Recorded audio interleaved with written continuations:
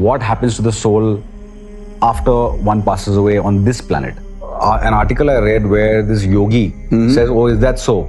And he challenges all these scientists, and they come and sit around him, and then he stops his breath an hour or more, and everyone starts, one by one, each scientist, each doctor starts, checking his pulse, his nadis, etc., everything, and they declare him dead. Yeah. And suddenly, after a couple of hours, he wakes up and he says that I just wanted to tell you that you guys know nothing about death.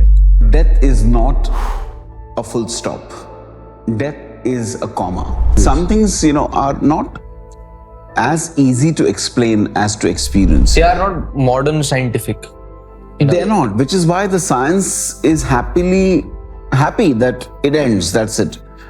There's no stress on them to explain further. No, also you have so many kids, at the age of 2 or 3, they suddenly one kid is playing Beethoven on the piano. Where do they learn it from? Correct. It just happens because it's probably the past life memory coming back. Even after the podcast is over, you'll go back to your life, and yet you will be intrigued and you'll practice certain spiritual things is something that you brought from your past life.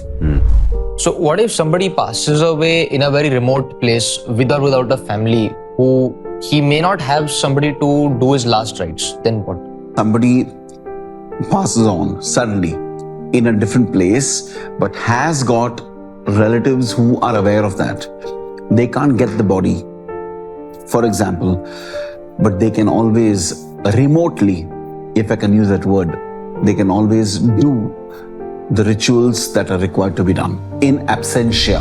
Give your answer as a message to the people, not just the youth who are contemplating suicide as of now, of what actually happens to them after suicide.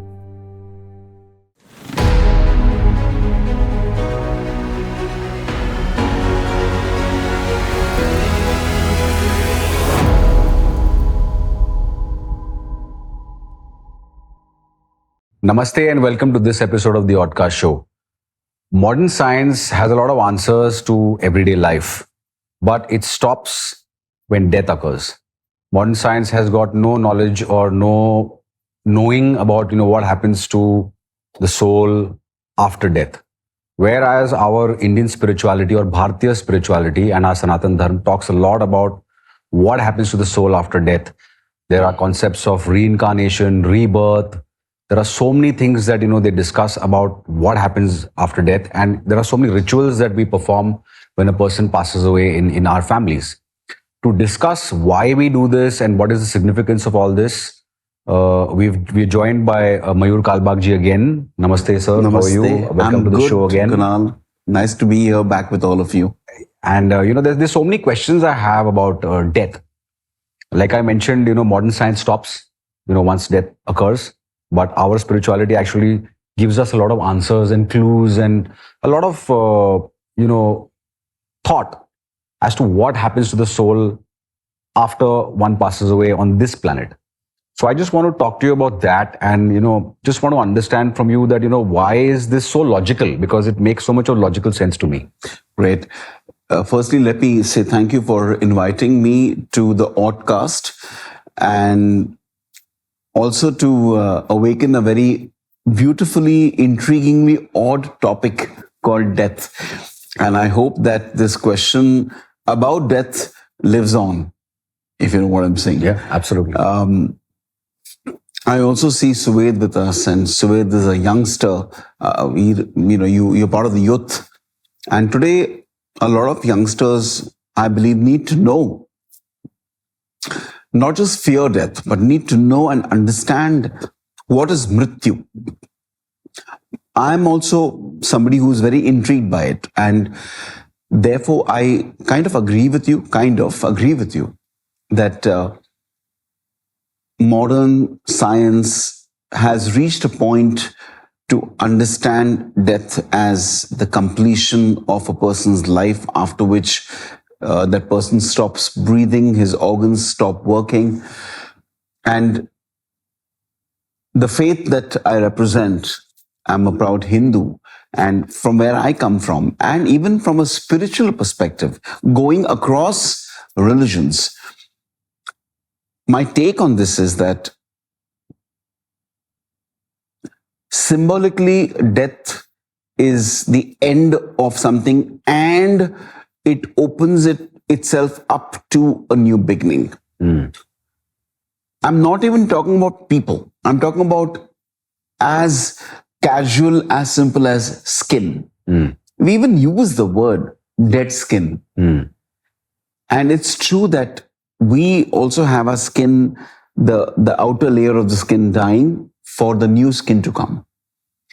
Even if you look at reptiles, especially snakes, they shed their skin. Right. And it's said that they come out with a new skin, and therefore symbolically a new being, A new birth. a new birth. And now if you look at the human, us humans, from what I have understood is that death is imminent. वो तो होना ही है. The way it happens is not in our hands. तकदीर पे होता है, on our destiny. But death is not a full stop. Death is a comma. Maybe with an exclamation. Wow. But death is a comma. Because the belief is that just as there is a future and a present, there is a past. With life also is the same thing. There is a past life and lives that the soul that resides within us has. That soul has lived a few lives or many lives. It's a journey with multiple cycles of life and death. I'm sharing my perspectives, Kunal. And in that journey, when a person dies, it's only part of that cycle. There is a time within which that soul which has passed on, that person who has died, that soul, after the death, it's still alive. It carries the samskaras of that person and what that person has done. And for 12 days, हम उसको 12वां कहते हैं, for 12 days, it's there in that physical space. Being an energy, we cannot see it. And we don't have to interact with it. It's there waiting for some guidance from other ancestors who are in a spirit form to help that soul, to take the next journey forward. You mean navigate its next... Yes. Right. And it needs these other souls, the ancestors, the Pitrus, to come in and help that soul, to guide that soul towards reaching. Now, here is where there is a bit of not confusion, there are options. So, based on your karma, the soul either gets a new body, and that is typically said to be after 1 year, 12 months, earthly time of 12 months. It goes and gets a rebirth in a different body. Based on your samskaras, on that entity's samskaras. The laws of karma. Yes, the laws of karma. And therefore, the journey progresses. And it's a continuous process. It goes on. For those yatis, those yogis who meditate, who are spiritually very deeply entrenched in it, when they take samadhi, that soul also can reach a point. Firstly, they don't need guidance. Excuse me. They will reach a point, that soul of the yogi, which may not become part of that cycle of birth and death. It's liberated. Yes. Okay. We use the word liberated. Or moksha. Yes, moksha. Or it merges with the eternal superconscious, which we call God. But I want to add something which is also, may not be part of death, but it's also part of evolution. According to me, Kunal and Suved, this the cycle of birth, death is part of evolution. It's like this. And it's going like this. It's evolving. Right, right. So the trajectory is upward, but birth, death, birth. It looks death. like a circle, but it's like Yeah, revolving yeah, upwards. Yeah. It goes exactly. Right, right. And there are vidhis, there are techniques or ways which we don't know much about. We are not into that. But there are priests, there are purohits, there are bhajis. So when my father left his body, he was 76 years young. Unfortunately, he passed on. But having said that, I say he's passed on. On the 12th day, so there's a 9th day, 10th day, 11th day. There are different rituals you do, but the 12th day, we had to, the bhaji came in, we had to go to an open area. Typically, we have a terrace as well. We went to the terrace. And Kunal, it was not, so when I put this in a larger perspective, when a person dies, it's not that ho gaya, khatam. It's no khatam. It's a beginning. It's a new beginning. Yeah, it's a new beginning. And I saw that bhaji, because I'm the only son, so I was doing the puja. The pujari was saying certain stotras, and to be frank with you, I was not in a hurry. I was very keen to know because it's my father's shraddha, it is father's 12th day. And he did a few things which really intrigued me. He was doing avahanam, calling, inviting ancestors. Like I said earlier, to help my father's soul to On his onward journey. To sort of guide him to the Pitraloka and then... All this happens from our belief system, the faith that we belong to. It's what we believe in, that my father required that. He made pind of rice, cooked rice. They symbolize ancestors. And the pujari, purohit, I was sitting here, the pujari was here, and he had set up the stuff, and he was literally interacting with them through the stotrams. Wow. I mean, it's not like he's talking like the way we are talking. He's uttering the stotrams, but it's a way of avahanam to the pinda. Inviting them. Yeah, and then telling my father, don't worry. And how I know this? Because I asked him, so what are you doing? Like, why are you doing this? Obviously, it's not a mechanical thing where it is supposed to be done. I wanted to know, and he was, I think, quite happy that I was asking. And that's when I understood through my own visual that what happens after death to the soul is something that also is important. We can't discard it. In fact, even if you go beyond India, in Christianity as well, they will have a shok sammelan, kind of a get-together. I've seen people coming in a black suit. Yeah. It's a way of offering respect to that soul, because the soul is there. I believe that when there, beyond India, the people come in, then many people talk. I'm sure you must have seen they talk at churches as well. They talk about their memories with that person. Right. All this also is a way of telling that soul that you're done here. We respect you, we love you, but now it's time for you to leave and get into the next, either next body or whatever that karma has to do for you. Right. This is something very different from just the science of the person is dead. Yeah, because science, I was reading somewhere, what is the definition of death as per science? And they just say that, okay, person stops breathing for a while, for a reasonable amount of time. If the person has stopped breathing, that means he's dead.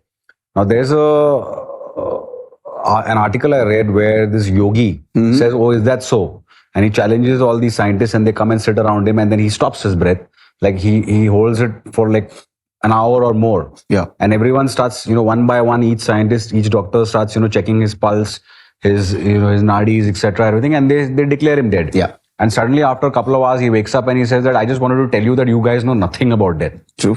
Modern science knows nothing about it.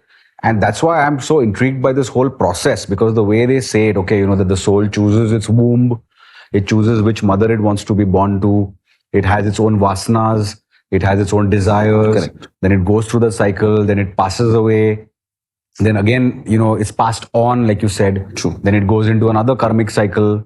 It keeps going on and on and on in that trajectory. True. And finally merges with the one truth only after it has fulfilled all its karmic debt. Correct. Right? Very true. I find this very logical because there is no other logic that science is giving us. Correct. So in the absence of, any scientific evidence of this, we are, probably going to believe this. Kunal, there are instances of a kid documented, researchers who have come to India, to a particular place in the north, to authenticate whether it's true or not. So I know for sure it's happened, where a kid, as the kid grows, says that you are not my parents. They live in that town. That person's name is, because the kid remembers,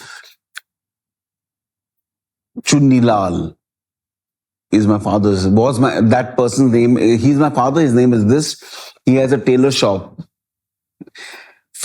And to realize that he's right, because he was so correct and Precise. accurate. Precise.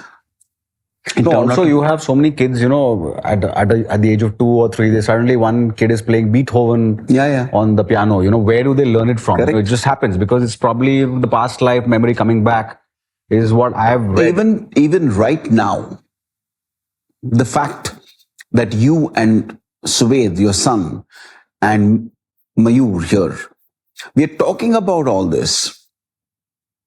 We are genuinely keen to know about all this. Even after the podcast is over, you'll go back to your life, and yet you will be intrigued and you'll practice certain spiritual things, is something that you brought from your past life. I've seen a person who's highly educated, but completely unaware of all this. But materialistically, he's doing very well, but he's dry. He's dry inside. Like he's spiritually bankrupt or something. There's no bank only. Okay, this. So, what I meant was absolutely. So we all are in the trajectory. Making money is not a sign of your spiritual evolution. But yes, there are people who are born with certain talents or certain attributes which surprise the parents at the young age that they are, because they bring it from their past lives. The reason why at the age of 22, I saw my guru's picture and I just felt, these are things you cannot articulate. You felt that you've probably seen him somewhere? Yeah, I felt a connection. It sounds a bit, but I did feel some connection. Sounds odd. Yeah, sounds odd. But the order thing I did, if there's a word like order and oddest, the more odd thing I did was, when I came to know that entity, my guru, was going to be the head of a community and there's going to be a ceremony, I just said spontaneously, I'm going for it. That was odd, even for my dad, because he was like, you're coming for that? And it was in my native place, quite far away from Mumbai, where I was before. But these things happen because of a very strong connection I would have had with my guru before my janma as Mayur Kalbag. I must have been some other entity. That's why I was telling Suved that I believe in the philosophy that it's one life, as who we are in this life. Because beyond this life, when we pass on, who we become, which entity we become, where we are born, is not in our hands. Like, we are not aware of it. Yeah. Or this could be your last life. You could be liberated after this also. Could be after coming from Kailash, I should say that could be our last life. But yes, the aspect I spoke about there's another concept. There's another thing called Pind Sammelan. Pinddan bhi hota hai. And the respect that we should offer to our ancestors is very important. Why? Because, let me come to the why just a bit later. Respect how is when a person passes on, you have to show your respect through actions of doing something which is spiritual, which is religious. Like, हम करते हैं ना, श्राद्ध. First year is very important. The first, after the person passes on, after 12 months जो होता है वो बहुत important है. उसके बाद भी करना important है. But if it doesn't happen, then what happens is हमको उसका फिर श्राप मिल सकता है. Sharp, not the filmy one, all that. It could affect the progeny as well. If we don't respect our ancestors because of whom we are today. So I have a question regarding the soul. Is the soul really what our scriptures say about our essence? Because from what I understand, the word they use is Atman. Atman is very different from the soul. Atman is the self, and soul is like a westernized concept. Is that really true? The soul is an English word. Atman is a Sanskrit word, Atma. It means the same thing. Okay. Maybe the way they diversify the interpretation is different. The soul is at peace. We also use that word, no? May his soul be at peace. Atma ko shanti mile. Atma wahi hota hai, soul. We are part of that consciousness, which is, if I can use the word, the super Atman, the higher consciousness.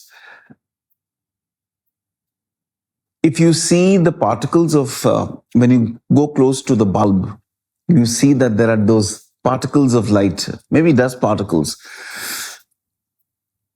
We are also particles. Yeah. Or if another analogy would be ocean. We are droplets of the same ocean. Right.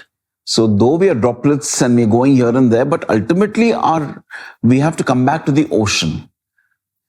That is another way of looking at it as a trajectory. But soul is the same. It's just used in more different ways. In our, like where we come from, our spirituality here, we use soul in a very spiritual, adhyatmic way.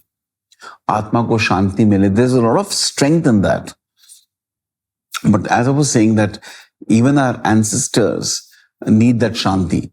So, तृप्त नहीं, अतृप्त भी souls होते हैं जिनको respect नहीं मिला है. So I was going to say that there was some years back, my father and me, along with my mum, we had to go to a place, small little village, close to our village, where we had to do Pitru Shanti. Why? Is because just to confirm that everybody is getting the respect. If we don't do our 12th day every year, kuch ek symbolically maybe, but offering our respect, we don't do that. It can have a negative impact, not just on our life, but maybe the life that we'll create. How? Because of the sharp, because there is an unexplainable way by which the negativity that, or the anger or the upsetness of those entities can have an impact on our physicality as well. If I draw a even parallel, mentally also. If I draw a parallel to that, I could just say that, okay, let's say, you're living in a home. All right, you're 5-6 members in the family. Now, if you are unhappy with each other and you don't have good relations, no matter how successful you may be, you'll never enjoy that success. Correct. Because there's no peace at home. Correct. So similarly, I would say that, okay, if your ancestors are not at peace, they may not be on this realm, but you won't be at peace either. True. It's sort of that kind of a analogy. So some things, are not as easy to explain as to experience. They are not modern scientific. They're not, which is why the science is happy that it ends. That's it. There's no stress on them to explain further. Right. If I were to ask you, just for discussion's sake, how does actually a Bluetooth, a mobile when you turn your Bluetooth on, how does it actually catch the waves? हाथ से पकड़ता है कि कैसे? Does it have a net? मतलब fishing net नहीं, yeah. So it's like that. When you ask me how, it's not easy to explain how. It's based on a belief. Just as, have you heard of nazar lagna? Yes. It's very similar to that. Nazar lagti hai, but in a very powerful way. अतृप्त आत्मा को शांति मिलना चाहिए. We should respect our ancestors, not very long back, but at least uncle, aunt, grandfather, who we are connected to. For example, my father's father, my grandfather.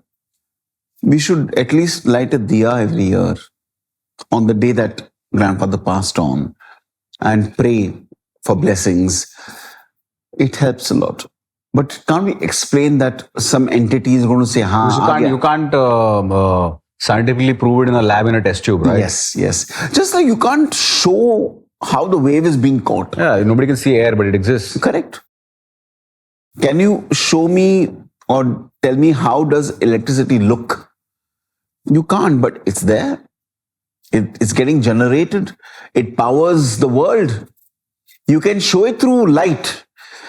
You can show it through as the fan moving. As an end product. Yeah, but similarly, they can show their upsetness by the difficulties we may face. Right. So we have to be, and why not? Yeah? There are seniors. Why not we give them respect? So what if somebody passes away in a very remote place with or without a family, who he may not have somebody to do his last rites? Then what?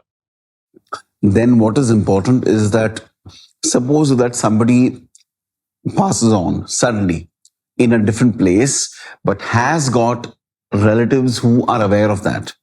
They can't get the body, for example, but they can always remotely, if I can use that word, they can always do the rituals that are required to be done in absentia. Just like a pujari does the 12th day in absentia, as in they don't literally come, the ancestors, but the spirits are there. So he puts that in the form of the rice, the baked rice. In this case, it is important for that relative or those people who are close to that someone who's passed on, for that someone to know that I have some people who are helping me on. Even if geographically they're far away. Because it happens. Soldiers, for example, sometimes not every soldier is going to be brought back. An airplane crash, sometimes you don't find bodies. Yeah. Or, a ship that sinks, sometimes you don't find the bodies. You got to see, Suved, it's important to feel the connection with that person. Okay? You should feel that, and you should sincerely pray for the Shanti and the proper passing on of that soul. It reaches. It's like a wave. It reaches. But you got to be sincere and genuine about the prayer that you make, wherever you are. It's similar to the waves that we spoke about earlier. It reaches. And there is the science of time and space is very different for these souls. Definitely. Our one day on earth could be a second for them. So 12 days for us could be just 1 hour. Or it could be just a few seconds. Few seconds. So I want to ask you something about, which is sort of similar, but what about this concept of bhatakti huyi atma? Like in India, there's a lot of this thing that uski atma bhatak rahi hai. And these are usually associated with, people who are tragically killed, or, they pass on tragically, where, they've been murdered, or, something bad has happened to them, and at a very untimely time, phase in their life, young deaths, which are just out of the blue. A lot of people say that, okay, wo atma bhatakti hai. So what is that? I would say that as a response to your question, a lot of these entities who pass on akasmat, accident, we'll come to suicide later on, but who pass on, they get confused because it was unexpected for them. Shock. Yeah. It's very similar to what I responded to Suved as well, that, excuse me, if there's somebody who's suddenly passed on, for that much of time, till the Shanti is done, Atma Shanti बहुत important होती है. Till that much of time, वो भटकती है.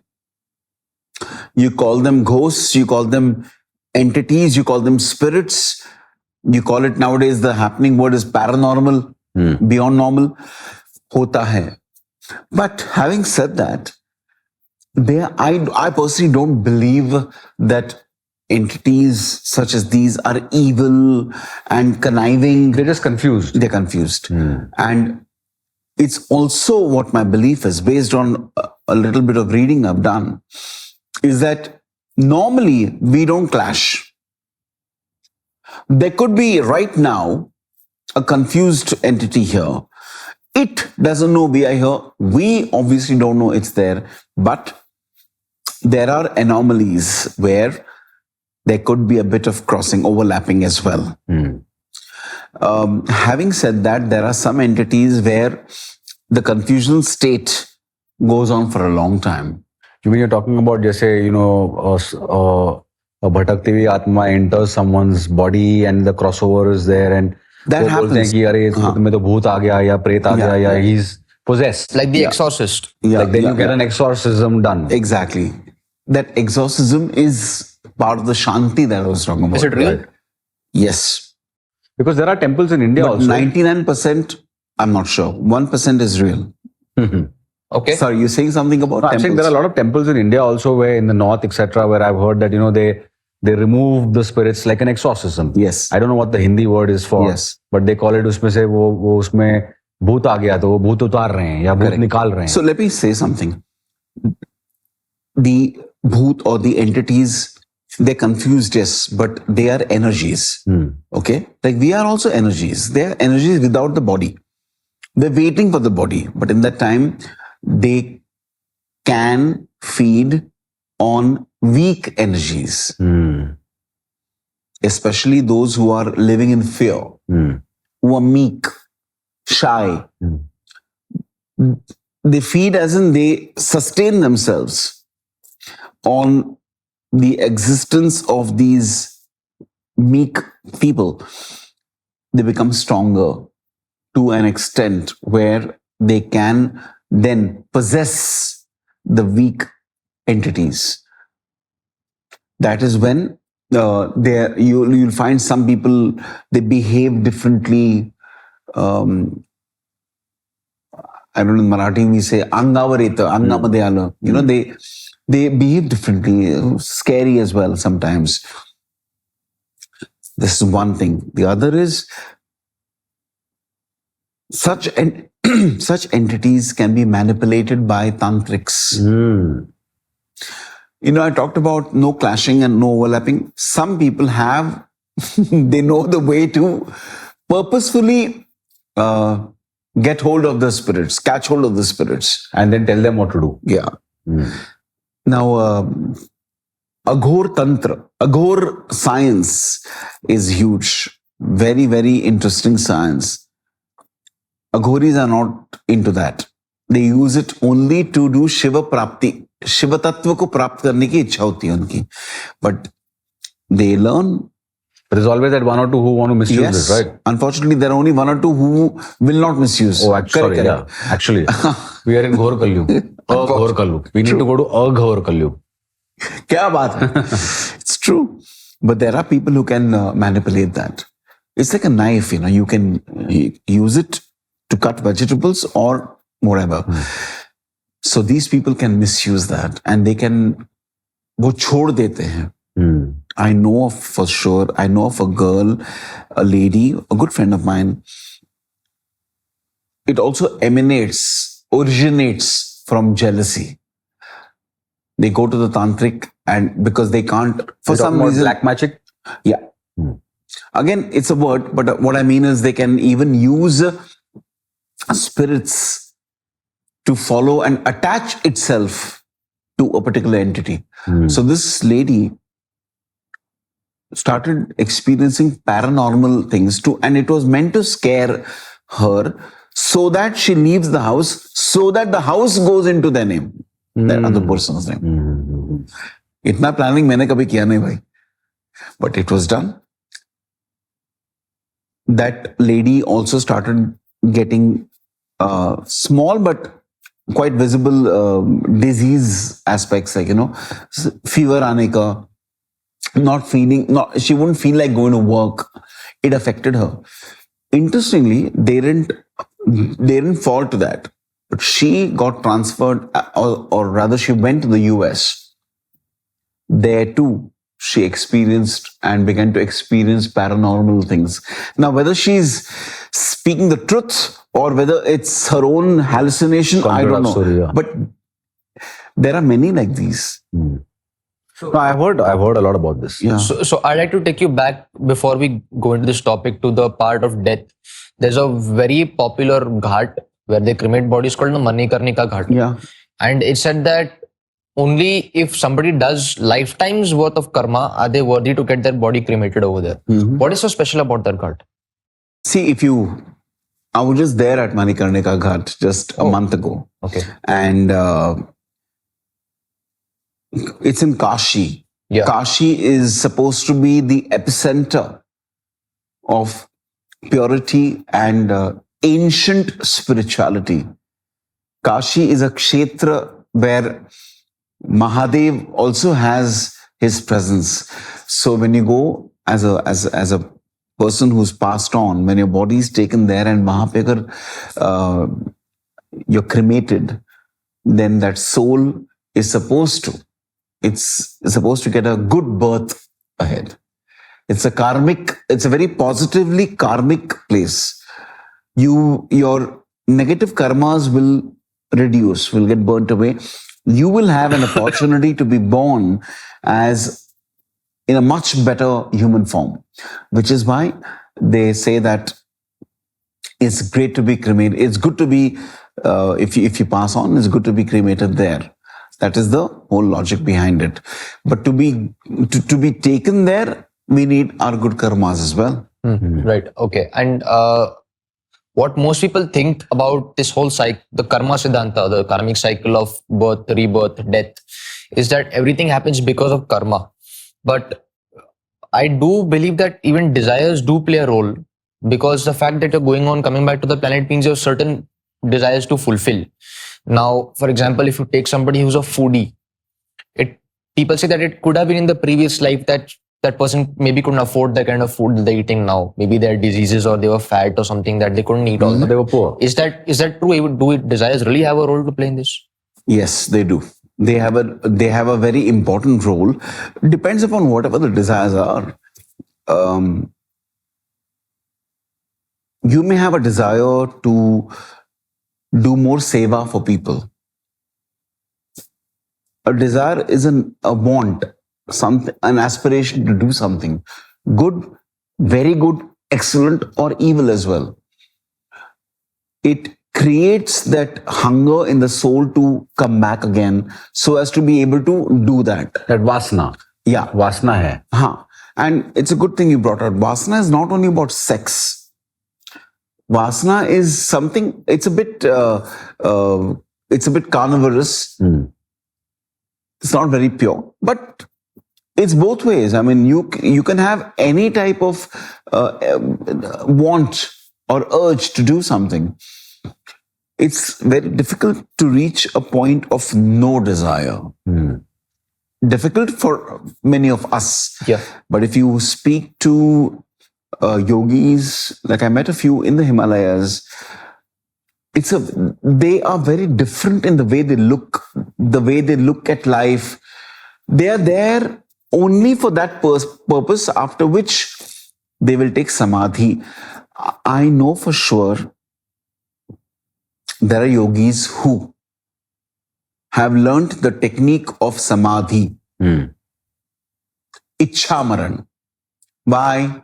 Because they are there only to fulfill a particular task, after which, tata, bye-bye, I'm going into my bliss state. Aisa hai? I've seen actually one instance where this happened in a Tibetan monastery, where a very advanced guru, monk, and there are people around him. He's seated, he gets up and then lies on a carpet. And there are those other monks who are seated, they start chanting. He keeps his hand on his stomach, that particular monk, while others are seated and chanting. They're chanting, after some time, the hand just falls. Ichchamaran. They carry the body, they place that body on a chair. It's a dead body, but it's not, it's different. So it's very, very, this whole concept of death is itself very unique, very different. Science has its own way, but there are so many other tributaries of interpretations which are amazing, maybe at times a bit baffling as well. But remember that we are not supposed to know about Pret. I mean, we can know intellectually, but we are not supposed to get into their realm. They're there for a period of time. They finish that till they get a new body. Coming back to what I said earlier, we have to respect our elders, our ancestors, by doing what our Purohits tell us to do.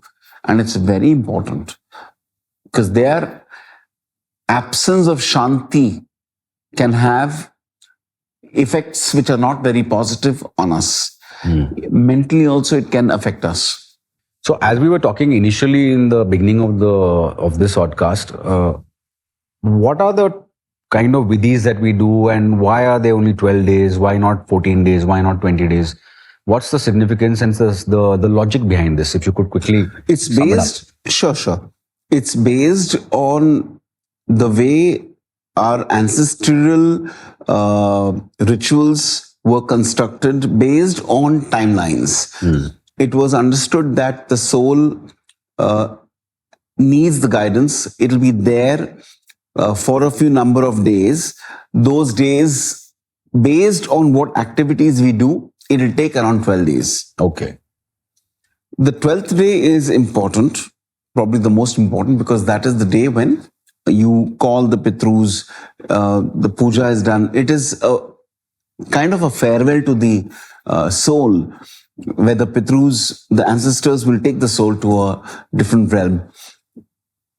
And then it leads to a new birth. Doing the rituals is important. Fortunately, everybody may not know the actual rituals, but there are professional bhajis, purohits, who have been trained for that. But yes, while that is happening, what is important, Kunal, is also to completely soak yourself in the stotrams and the prayers that are being chanted, and having your own communication with your close one who's passed on. The 7th day, 9th day, 10th day are all part of the procedure of the rituals. It's like a body of rituals. But what's most critical is towards the end. And that's where the attentiveness, the involvement, and the connect should be of the highest between the person who's performing the puja and the entity who's passed on. And there'll be the Purohit who will be helping in the process to go on. That's my answer to your question. All right. But it is important that it's not looked at as just a dry ritual. Yeah, 12 din baith ke karna hi padega and all that. There are a lot of people who think that way. I've seen people genuinely, I've seen people asking the Purohit, jaldi finish kar sakte ho, mujhe office jana hai, to how fast can you do it? Purohits also, there are some who will say, ho jayega. This become commercial. No, Yeah. it's all become a transactional, like you said. क्या अघोरी ने क्या घोरी घोर कलयुग हमें अघोर कलयुग बनाना है. हाँ. Right. But coming back to your point is these rituals are not just symbolic, they are real time. I see it as a communication between the purohit, the person who's doing the puja, and the person who's passed on. It's a communication. And then the ancestors who come and you tell them, please. I think you've summed it up very, very well. Yeah. In a nutshell, the whole. And that's because I was there with my father's father who had passed on. And I was there with the Purohit, and I really wanted to know, even when we do, just going a bit off track, but when we do Satyanarayan Puja, the Pujari was going on. I said, Baba, dhire, wo katha hoti hai, katha. Correct. I wanted to know. Because what is it? Yeah. Tell me the story properly. You can't. But they want to get done with it and go because of commercialization. Because they've been used to that. Right. So whether it's Satyanarayan or a death ritual, it's very important to be completely connected and understand it. Yeah, and come on. I mean, how busy are you that you can't spend time to actually participate in that process? So I have a question regarding certain last rite faiths that other religions have. For example, over here we cremate bodies. Parsis tend to hang the body in a tower of silence, and then a lot of vultures come and peck at the body and take the skin. There are some people who bury the body. What is the significance of all this? Well, just to add one more example, which I saw, and it's a bit gory to watch, but the monks of Tibet, when the monk passes on, it's very similar to the way the Parsis they deal with the departed person. The dead body is given to the vultures. So coming back to why is every religion, every faith has its own way of understanding how to liberate the person and get that soul a new body. Every faith is different. So Zoroastrian way, they'll keep it in the Tower of Silence, and their perspective, from what I understood, is the soul is now different, the body is dead. So why to cremate? You can have some entities like animal feed on vultures. it, yeah. Yeah, it's beneficial to something, someone. Exactly. Same thing with the Buddhists as well. They feel that it should be something that's dead should also benefit someone else. And those are the vultures. So that's my take on why there are different ways of approaching a death. Rituals connected to death is for that. Normally, no dead person or dead entity is disregarded. It's always done in literal sense, or it's done in absentia. Like in rituals at the core, whether it's Parsi or Hinduism or any religion, the ritual of respecting that person is very important. So, sir, I had a question about suicide. It's that suicide is usually deemed as a crime by law. But our Indian spirituality also has much more harsh depictions and illustrations for what happens to the soul after suicide. So I would love for you to give your answer as a message to the people, not just the youth who are contemplating suicide as of now, of what actually happens to them after suicide. Sure. I did allude to the fact that death, which is accidental, and death by suicide. Suicidal death is not celebrated at all, because here you have a life that you've been blessed with to make the most of, materialistically, spiritually, educationally, whatever. But for some reason, you take a life, and I call it a disjointed death, because you're just cutting it off. There's more. You'll have to live that life. Suicide as such is absolutely a no-no, and today, youngsters, not just today, since I was many years ago, listening to real-time stories, real-time incidents of a student. This happened in my uncle's society colony in Mumbai. That boy was in the 10th standard, and assuming that he might fail, he hung himself. When the results were out, he had 71 or 72 percentage. May not be too much, but he got 72. Passed. Yeah, but he passed on. He passed, but he passed on. Why is it looked at, suicide is looked very negatively, is because you're killing yourself. You're killing yourself. You are not allowed to do that. You're not supposed to do that. You can't take your own life. So my message to all youngsters especially, and everybody, is we would have reasons to feel disappointed with ourselves. We would have reasons to feel unhappy. But to take it to a point where we actually think of leaving this world is atrociously, absolutely wrong. Because if you are spiritual, if you believe in that higher force, whatever your faith is, it's important to fight your battle, to overcome the hurdles.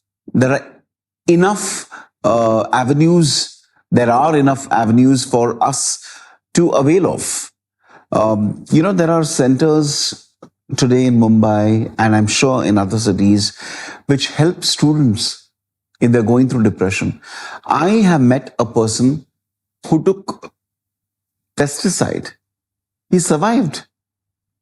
But when I see him, when his overall sense of confidence has gone down so much, and he did that because he lost in love. Like he didn't get the girl that he wanted. He said to me, I've learned my lesson, but at what cost? So to all of you, I would say, all the people who are watching, is that life is a blessing, and we cannot ever think of wasting that blessing. Be a soldier, be a commando, and fight it. If you happen to have any difficulties, look at it as an opportunity to improve yourself. But to use a failure as an excuse to take your life is completely not done at all. Rather, start chanting, start doing pranayam, start praying, make your internal system, like what Kunal you said earlier, the inner world, inner engineering, make it stronger, re-engineer yourself. Because to Kunal and to you, so remember that the journey from A to B will happen. Whether you cut it off in between, you might be in a different setting, but you will have to complete that journey. You'll have to go through whatever that is meant for you, destined for you. In your next life, then. Exactly. Rather than that, why don't you fight it with your grit, your determination? I think that's a good way of not bowing down to death, but overcoming death. वो तो सबको मिलता है. We are born, we will die someday. Why do you want to, sort of chop it off in between? And it doesn't work that way. I think that's where spiritual practices, yoga, and being in the right company will help you to measure your expectations. If you put very high expectations, you will face the possibility of failure. Yeah. So better than that, the right people, they'll guide you. I finally say that having a guru, having a mentor, having a role model in any form. When I was young, for me, my mentor, my role model was Swami Vivekananda. Through his books, I was mentored by Swami Vivekananda through the teachings. Education is not how much you know, how well you know. Help me to understand that even if I didn't do well in studies, whatever I knew a little bit, I'll go deeper into it. That's become my philosophy. So that's how I would look at, life and death, but never suicide. Right. All right. Thank you. Thank you. Har Har Mahadev. Har Har Mahadev.